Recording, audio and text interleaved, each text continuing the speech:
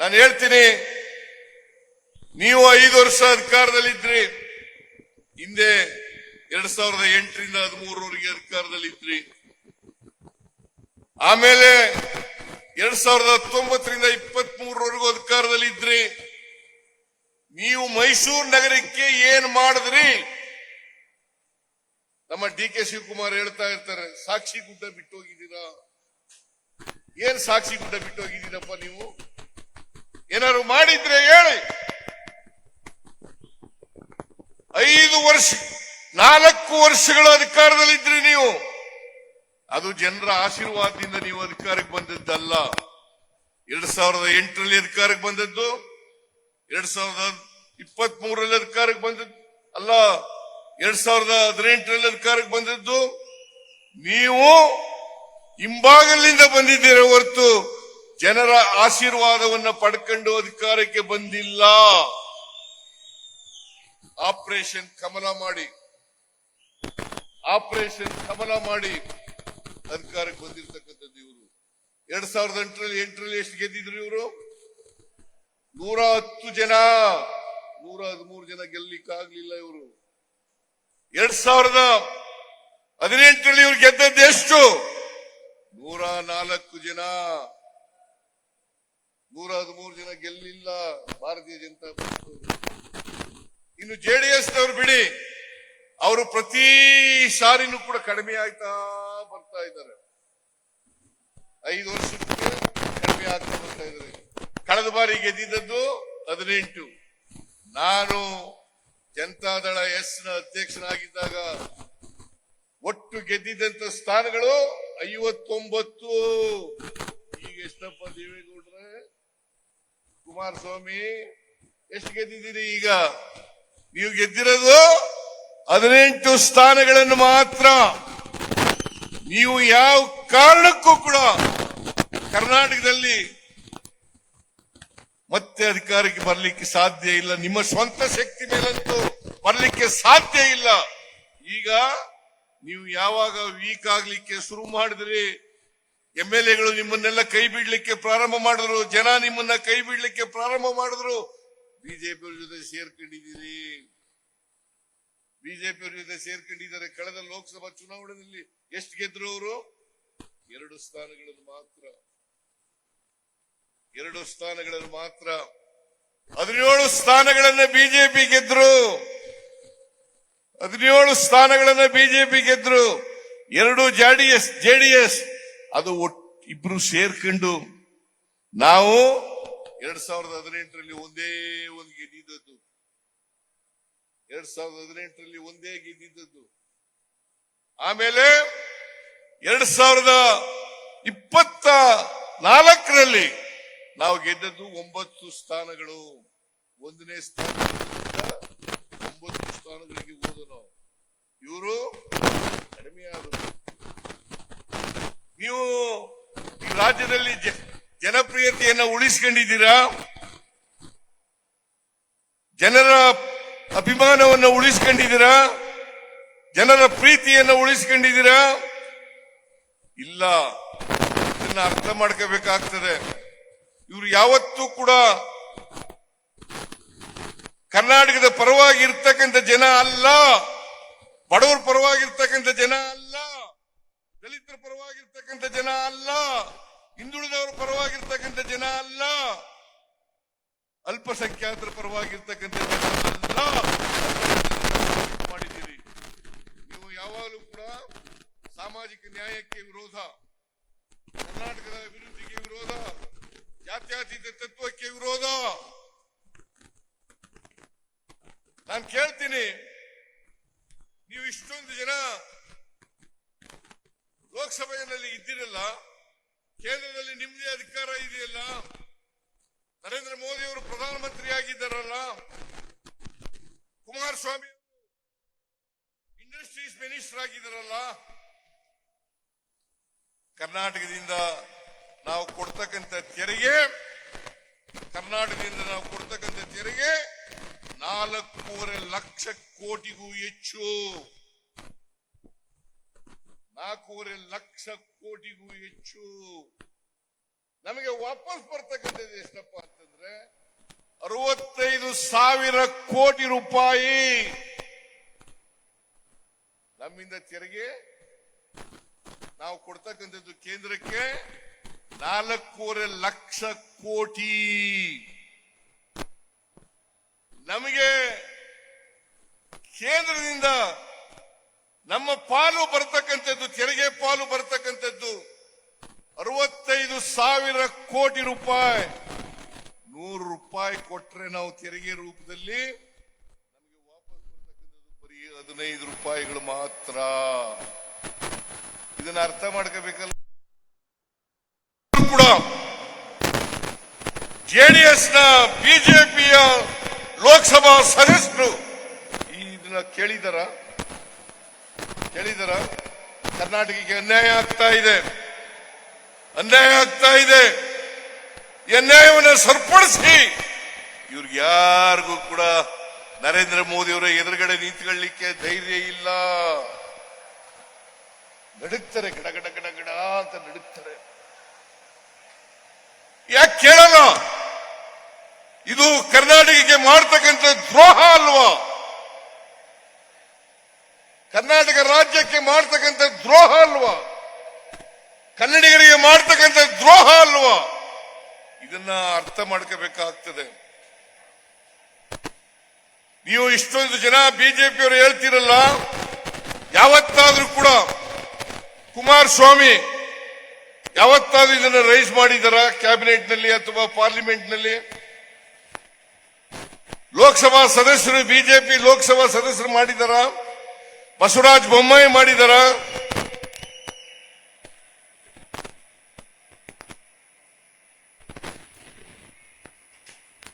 ಜೋಶಿ ಮಾಡಿದಾರ? ಯಾರು ಮಾಡಿಲ್ಲ. ಕರ್ನಾಟಕಕ್ಕೆ ಅನ್ಯಾಯ ಆಗ್ತಾ ಇದೆ. ಇವತ್ತು ನಾವು ಗ್ಯಾರಂಟಿ ಯೋಜನೆಗಳನ್ನು ಕೊಟ್ರೆ ಅದು ಈಗಾಗಲೇ ಖರ್ಗೆ ಅವರು ಹೇಳಿದ್ರು, ನಮಗಲ್ಲ, ನಮ್ಮ ಮನೆಗಲ್ಲ, ಡಿ ಕೆ ಶಿವಕುಮಾರ್ ಮನೆಗಲ್ಲ, ಅಥವಾ ಇಲ್ಲಿ ಕೂತಿರ್ತಕ್ಕಂಥ ಎಲ್ಲ ಮಿನಿಸ್ಟರ್ಗಳು, ಎಂಎಲ್ಎಗಳು, ಎಂಎಲ್ಸಿಗಳು ಅವ್ರ ಮನೆಗಲ್ಲ. ಇದು ನಾವು ಕೊಟ್ಟಿರ್ತಕ್ಕಂಥದ್ದು ಈ ರಾಜ್ಯದ ಬಡವರಿಗೆ. ಅದರಲ್ಲಿ ಯಾವುದೇ ಧರ್ಮ ಇಲ್ಲ, ಯಾವುದೇ ಜಾತಿ ಇಲ್ಲ, ಯಾವುದೇ ಪಕ್ಷ ಇಲ್ಲ. ನಿಮಗೆ ನಾಚಿಕೆ ಆಗಲ್ವಾ? ಬಿಜೆಪಿಯವರಿಗೆ, ಜೆಡಿಎಸ್ನವರಿಗೆ ನಾಚಿಕೆ ಆಗಲ್ವಾ? ನಿಮ್ಮ ಪಕ್ಷಕ್ಕೆ ಬೆಂಬಲ ಕೊಟ್ಟಿರ್ತಕ್ಕಂಥವರಿಗೆ, ಅವರ ಬಡವರು ಇದಾರಲ್ಲ ನಿಮ್ಮ ಪಕ್ಷದಲ್ಲಿ, ಆ ಬಡವರಿಗೂ ಕೂಡ ನಾವು ಗ್ಯಾರಂಟಿ ಯೋಜನೆಗಳನ್ನು ಕೊಟ್ಟಿದ್ದೇವೆ. ಬರೀ ಕಾಂಗ್ರೆಸ್ಗೆ ಅಲ್ಲ, ಜೆಡಿಎಸ್ನವ್ರಿಗೂ ಕೂಡ ಕೊಟ್ಟಿದ್ದೇವೆ, ಬಿಜೆಪಿಯವರಿಗೂ ಕೂಡ ಕೊಟ್ಟಿದ್ದೇವೆ, ಕಾಂಗ್ರೆಸ್ನವ್ರಿಗೂ ಕೂಡ ಕೊಟ್ಟಿದ್ದೇವೆ. ಇಂಥ ಜಾತಿ ಅಂತ ಕೊಟ್ಟಿಲ್ಲ, ಇಂಥ ಧರ್ಮ ಅಂತ ಕೊಟ್ಟಿಲ್ಲ, ಇಂಥ ಪಕ್ಷ ಅಂತ ಕೊಟ್ಟಿಲ್ಲ. ಎಲ್ಲ ಜಾತಿಯವರಿಗೆ, ಎಲ್ಲ ಪಕ್ಷದವರಿಗೆ, ಬಡವರಿಗೆ ಕೊಟ್ಟಿರ್ತಕ್ಕಂಥದ್ದು. ನಿಮಗೆ ನಾಚಿಕೆ ಆಗಬೇಕು. ನಮ್ಮ ಈ ಗ್ಯಾರಂಟಿ ಯೋಜನೆಗಳನ್ನ ನರೇಂದ್ರ ಮೋದಿ ಅವರು ರಾಜಸ್ಥಾನದಲ್ಲಿ ವಿರೋಧ ಮಾಡಿದ್ರು. ರಾಜಸ್ಥಾನದಲ್ಲಿ ಇದನ್ನು ಘೋಷಣೆ ಮಾಡಿದಾಗ ವಿರೋಧ ಮಾಡಿದ್ರು. ಏನಂತ ವಿರೋಧ ಮಾಡಿದ್ರು? ಕರ್ನಾಟಕ ರಾಜ್ಯ ದಿವಾಳಿ ಆಗ್ಬಿಡ್ತದೆ, ಈ ಗ್ಯಾರಂಟಿ ಯೋಜನೆಗಳನ್ನ ಜಾರಿ ಮಾಡಲಿಕ್ಕೆ ಸಾಧ್ಯ ಇಲ್ಲ. ಇವತ್ತು ಸುಮಾರು 55,000 ಕೋಟಿ ರೂಪಾಯಿ ಗ್ಯಾರಂಟಿ ಯೋಜನೆಗಳಿಗೆ ಖರ್ಚಾಗ್ತದೆ. 2 ವರ್ಷದಿಂದ ಯಶಸ್ವಿಯಾಗಿ ಜಾರಿ ಕೊಟ್ಟಿದ್ದೀವಿ. ಮೊನ್ನೆ ಶಕ್ತಿ ಯೋಜನೆ ಈಗ 1 ವಾರ ಆಯ್ತು. ನಾನು ಇಲ್ಲಿವರೆಗೆ ಈ ಶಕ್ತಿ ಯೋಜನೆ ಜಾರಿಯಾದ ಮೇಲೆ 500 ಕೋಟಿ ಮಹಿಳೆಯರು ಉಚಿತವಾಗಿ ಪ್ರಯಾಣ ಮಾಡಿದ್ದಾರೆ. ನಾನು ಈಗ 1 ವಾರದ ಹಿಂದೆ 500 ಕೋಟಿ ಟಿಕೆಟ್ ಅನ್ನ ಕೊಟ್ಟಿದ್ದೇನೆ ಮಹಿಳೆಗೆ, ಪ್ರಯಾಣಿಕರಿಗೆ 500 ಕೋಟಿ ಟಿಕೆಟ್ ಅನ್ನು ಕೊಟ್ಟಿದ್ದೇನೆ. ನೀವು ಯಾವಾಗಲಾರು ಮಾಡಿದ್ರ? ಇವತ್ತು ಮಹಿಳೆಯರೆಲ್ಲ ಖುಷಿಯಾಗಿದ್ದಾರೆ. ಬಡವರೆಲ್ಲ ಖುಷಿಯಾಗಿದ್ದಾರೆ, ದಲಿತರೆಲ್ಲ ಖುಷಿಯಾಗಿದ್ದಾರೆ, ಹಿಂದುಳಿದವರೆಲ್ಲ ಖುಷಿಯಾಗಿದ್ದಾರೆ, ಅಲ್ಪಸಂಖ್ಯಾತರೆಲ್ಲ ಖುಷಿಯಾಗಿದ್ದಾರೆ.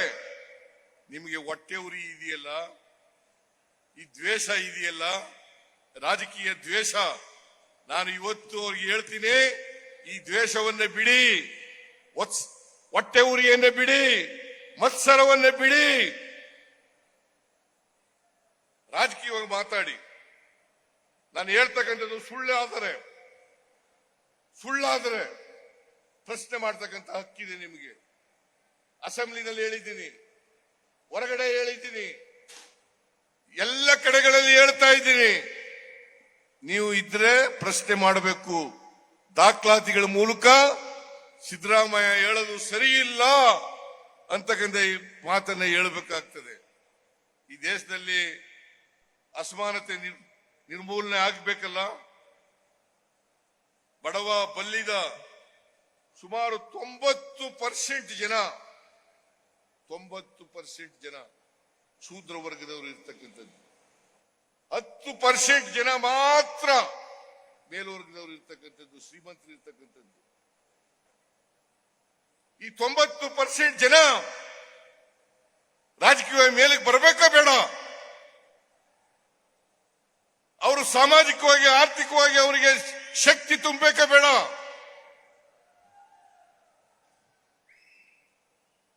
ನೀವು ಯಾವಾಗಲೂ ಕೂಡ ಈ ಬಿಜೆಪಿ ಅವರು ಇದಾರಲ್ಲ, ನರೇಂದ್ರ ಮೋದಿ ಅವರು ಇದಾರಲ್ಲ, 10% ಜನರ ಪರವಾಗಿ ಮಾತ್ರ ಮಾತಾಡೋದು, ಅವ್ರಿಗೆ ಮಾತ್ರ ಕೆಲಸ ಮಾಡೋದು, ಅವರಿಗೆ ಎಲ್ಲ ರೀತಿನಲ್ಲೂ ಕೂಡ ತೆರಿಗೆಗಳನ್ನ ಕಡಿಮೆ ಮಾಡ್ತಕ್ಕಂಥ ಕೆಲಸವನ್ನು ಮಾಡ್ತಾರೆ.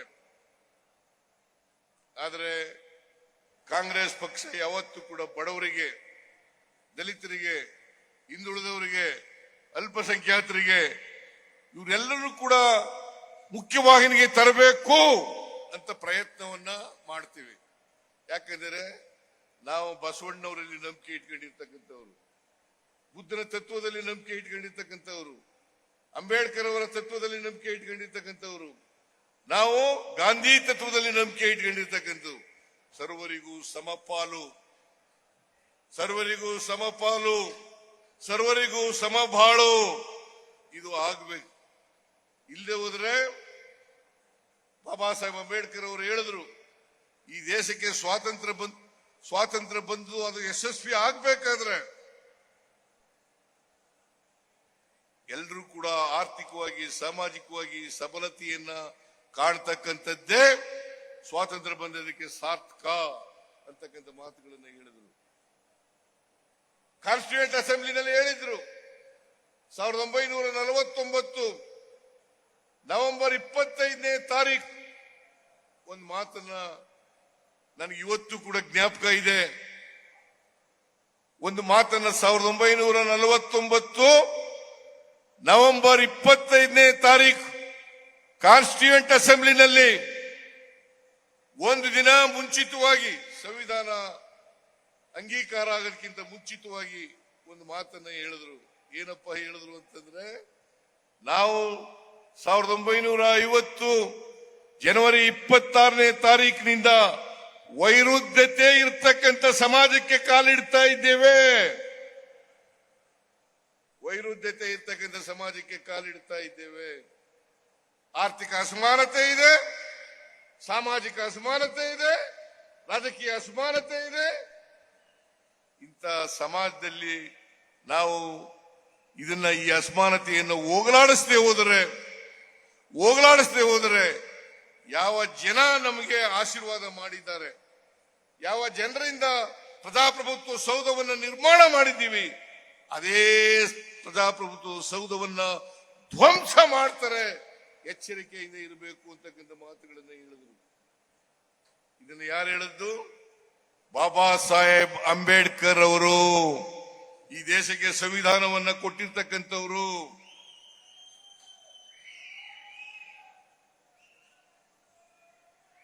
ಇದು ಆಗ್ಬೇಕಾ? ದೇಶದಲ್ಲಿ ಪ್ರಜಾಪ್ರಭುತ್ವ ಧ್ವಂಸ ಆಗ್ಬೇಕಾ? ಧ್ವಂಸ ಆಗಬಾರದು. ಪ್ರಜಾಪ್ರಭುತ್ವ ಉಳಿಬೇಕು. ಸಂವಿಧಾನ ಉಳಿಬೇಕು. ಈ ದೇಶದ ಎಲ್ಲ ಜನರು ಕೂಡ ಸಮಾನವಾಗಿ ಬಾಳ್ತಕ್ಕಂಥ ವ್ಯವಸ್ಥೆ ನಿರ್ಮಾಣ ಆಗಬೇಕು. ಭ್ರಾತೃತ್ವದಿಂದ ಬದುಕ್ತಕ್ಕಂಥ ಸಮಾಜ ನಿರ್ಮಾಣ ಆಗಬೇಕು. ಸಮಾನತೆಯ ಸಮಾಜ ನಿರ್ಮಾಣ ಆಗಬೇಕು. ಈ ಸಮಾಜವನ್ನ ನಿರ್ಮಾಣ ಮಾಡಲಿಕ್ಕೆ ನಾವು ಕಾಂಗ್ರೆಸ್ ಪಕ್ಷ ಮೊದಲಿಂದಲೂ ಕೂಡ ಪ್ರಯತ್ನವನ್ನು ಮಾಡ್ತಾ ಇದೆ. ಸ್ವಾತಂತ್ರ್ಯ ಬಂತವಿಂದ ಜವಾಹರ್ಲಾಲ್ ನೆಹರೂರವರು ಇರ್ಬೋದು, ಇಂದಿರಾ ಗಾಂಧಿ ಅವರು ಇರ್ಬೋದು, ವಲ್ಲಭಾಯ್ ಪಟೇಲ್ ಇರ್ಬೋದು, ಇವರೆಲ್ಲರೂ ಕೂಡ ಪ್ರಯತ್ನವನ್ನು ಮಾಡ್ತಾ ಇದ್ದಾರೆ. ಮನಮೋಹನ್ ಸಿಂಗ್ ಅವರ ಕಾಲದಲ್ಲಿ ನಾವು ಡೈರೆಕ್ಟಿವ್ ಪ್ರಿನ್ಸಿಪಲ್ಸ್ ಹೇಳ್ಕೊಂಡಿದ್ದೀವಿ. ರೈಟ್ ಟು ಇನ್ಫಾರ್ಮೇಶನ್ ಯಾರು ಕೊಟ್ಟವರು? ರೈಟ್ ಟು ಎಜುಕೇಶನ್ ಯಾರು ಕೊಟ್ಟವರು? ಫುಡ್ ಸೆಕ್ಯೂರಿಟಿ ಆಕ್ಟ್ ಅನ್ನ ಯಾರು ಮಾಡಿದ್ರು? ನರೇಂದ್ರ ಮೋದಿ ಅವರು ಮಾಡಿದ್ರ? ಬಿಜೆಪಿ ಅವರು ಮಾಡಿದ್ರ? ಜೆಡಿಎಸ್ ನವರು ಮಾಡಿದ್ರ? ಲ್ಯಾಂಡ್ ಎಕ್ಸ್ಚೇಂಜ್ ಆಕ್ಟ್ ಅನ್ನು ಮಾಡಿದವರು ಯಾರು? ಫುಡ್ ಸೆಕ್ಯೂರಿಟಿ ಆಕ್ಟ್ ಮಾಡಿದವರು ಯಾರು?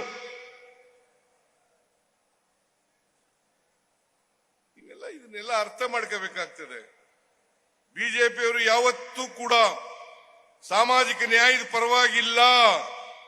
ಯಾವ್ಯಾವಾಗ ಕಾಂಗ್ರೆಸ್ ಸಾಮಾಜಿಕ ನ್ಯಾಯವನ್ನ ಹಿಂದುಳಿದವರಿಗೆ, ದಲಿತರಿಗೆ, ಅಲ್ಪಸಂಖ್ಯಾತರಿಗೆ ಕೊಡುತ್ತದೆ, ಆವಾಗ ಅಂತ ಸಂದರ್ಭಗಳಲ್ಲೆಲ್ಲ ಕಾಲದಲ್ಲೂ ಕೂಡ ವಿರೋಧ ಮಾಡಿದ್ದಾರೆ.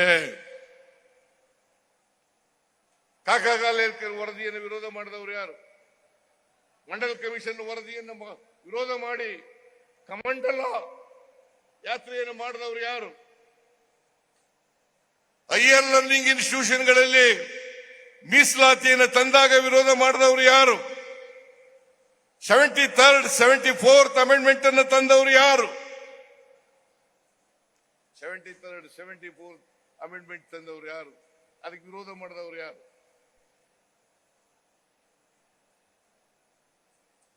ನೀವು ಯಾವಾಗ ಮಾಡಿದಿರಿ ನೋಡೋಣ, ಹೇಳಿ ನೋಡೋಣ.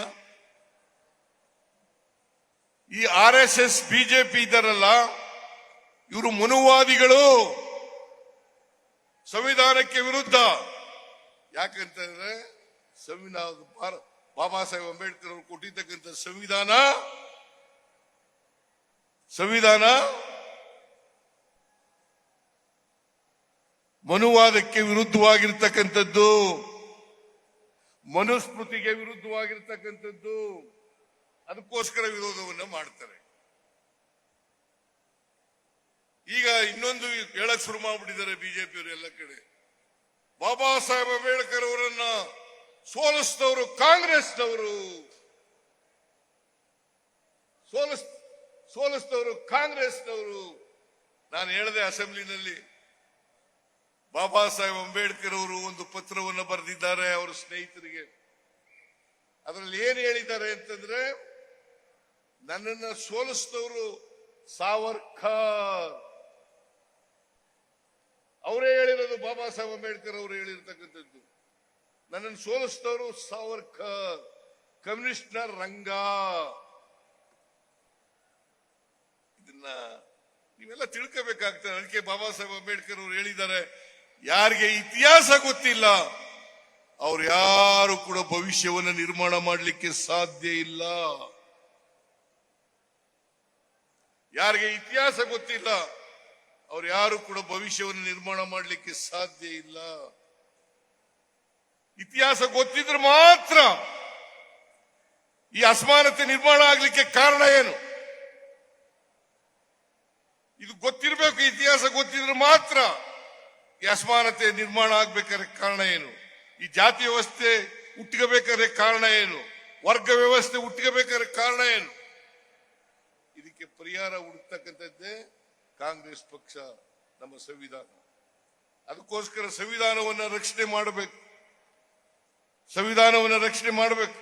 ಅದಕ್ಕೆ ಕಾಂಗ್ರೆಸ್ನವರು ನಮ್ಮ ಸ್ಲೋಗನ್ ಏನಪ್ಪಾ ಅಂತಂದ್ರೆ, ಜೈ ಬಾಪು, ಜೈ ಬಾಪು, ಜೈ ಭೀಮ್, ಜೈ ಸಂವಿಧಾನ್. ಜೈ ಬಾಪು, ಜೈ ಭೀಮ್, ಜೈ ಸಂವಿಧಾನ. ಇವರಿಗೆ ಸಂವಿಧಾನಕ್ಕೆ ವಿರುದ್ಧವಾಗಿರ್ತಕ್ಕಂಥವರಿಗೆ ಸಂವಿಧಾನ ರಚನೆ ಆದಂತ ಸಂದರ್ಭದಲ್ಲಿ ಇದನ್ನು ವಿರೋಧ ಮಾಡಿದವರು ಯಾರು ಗೊತ್ತಾ? ಗೋಲ್ವಾಲ್ಕರ್, ಸಾವರ್ಕರ್. ಯಾರಿವರು? ಹಿಂದೂ ಮಹಾಸಭಾದ ನಾಯಕ, RSS ನ ನಾಯಕ. ಇವರು ವಿರೋಧ ಮಾಡಿದ್ದು. ಆರ್ಗನೈಸರ್ ಪತ್ರಿಕೆ ತೆಗೆದು ನೋಡ್ಲಿ, ಅವರು ಆರ್ಗನೈಸರ್ ಪತ್ರಿಕೆ ತೆಗೆದು ನೋಡ್ಲಿ. ಆರ್ಗನೈಸರ್ ಪತ್ರಿಕೆಯಲ್ಲಿ ಬಹಳ ಸ್ಪಷ್ಟವಾಗಿ ಹೇಳಿ ಇವರು ವಿರೋಧ ಮಾಡಿದ್ದಾರೆ. ಅನೇಕ ಸಾರಿ ಹೇಳ್ತಾರೆ, ಈ ಸಂವಿಧಾನವನ್ನು ಬದಲಾವಣೆ ಮಾಡ್ತೀವಿ.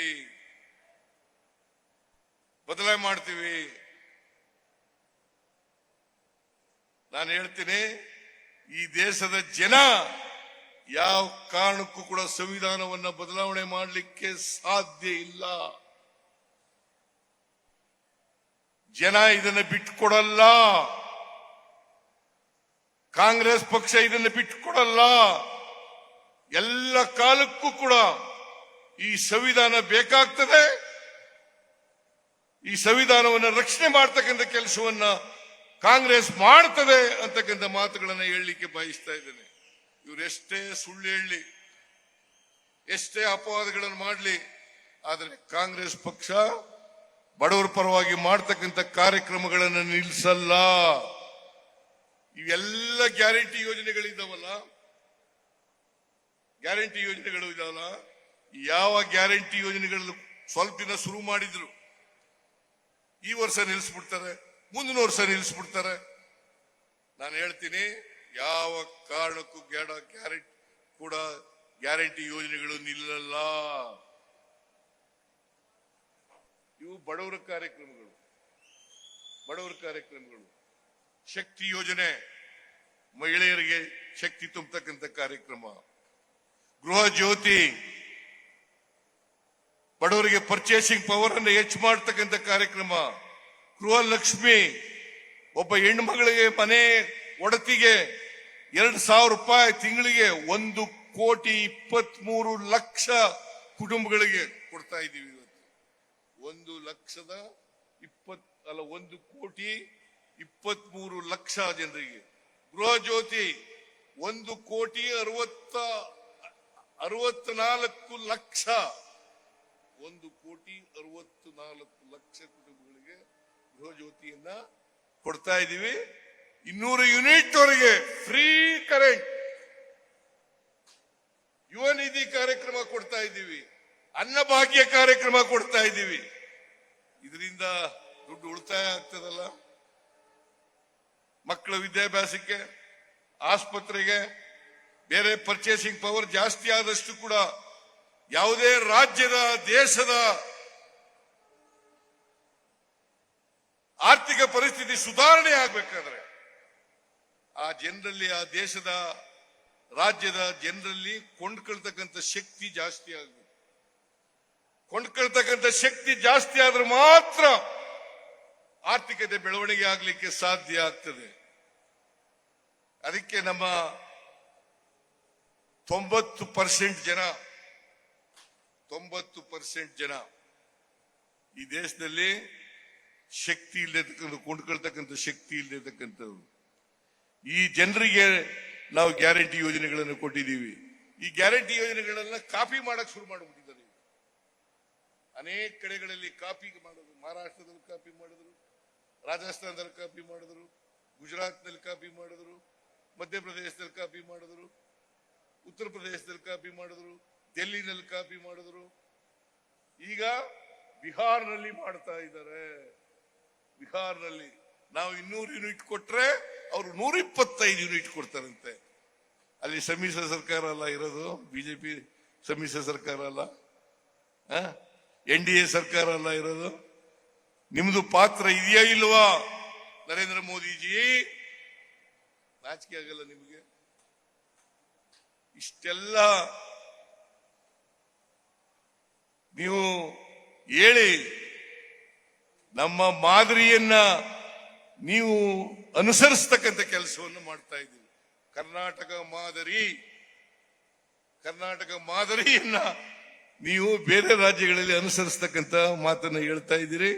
ನೀವು ಜನರಿಗೆ ಸುಳ್ಳು ಹೇಳ್ತಕ್ಕಂಥ ಕೆಲಸವನ್ನು ಮಾಡ್ತಾ ಇದ್ದೀರಿ.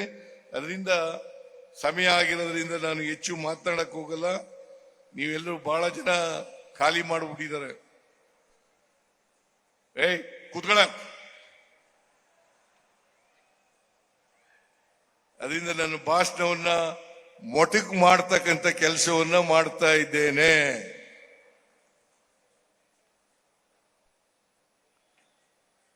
ಇಷ್ಟೊತ್ತು ನನ್ನ ಭಾಷಣವನ್ನ ಕೇಳದಂತ ಎಲ್ಲರಿಗೂ ಧನ್ಯವಾದಗಳನ್ನು ಹೇಳಲಿಕ್ಕೆ ಬಯಸ್ತೇನೆ. ಹಾಗೇನೆ ಜಿಲ್ಲಾ ಆಡಳಿತ ಇವತ್ತು ವ್ಯವಸ್ಥಿತವಾಗಿ ಈ ಕಾರ್ಯಕ್ರಮವನ್ನ ವ್ಯವಸ್ಥೆ ಮಾಡಿದ್ದಾರೆ. ಆದ್ರಿಂದ ಜಿಲ್ಲಾ ಆಡಳಿತಕ್ಕೆ ನನ್ನ ಧನ್ಯವಾದಗಳನ್ನು ತಿಳಿಸಿ ನಿಮಗೆ ಮತ್ತೊಮ್ಮೆ ನಮಸ್ಕಾರಗಳನ್ನು ಹೇಳಿ ನನ್ನ ಮಾತು ಮುಗಿಸ್ತೇನೆ. ಜೈ ಹಿಂದ್, ಜೈ ಕರ್ನಾಟಕ. ಜೈ ಹಿಂದ್, ಜೈ ಕರ್ನಾಟಕ.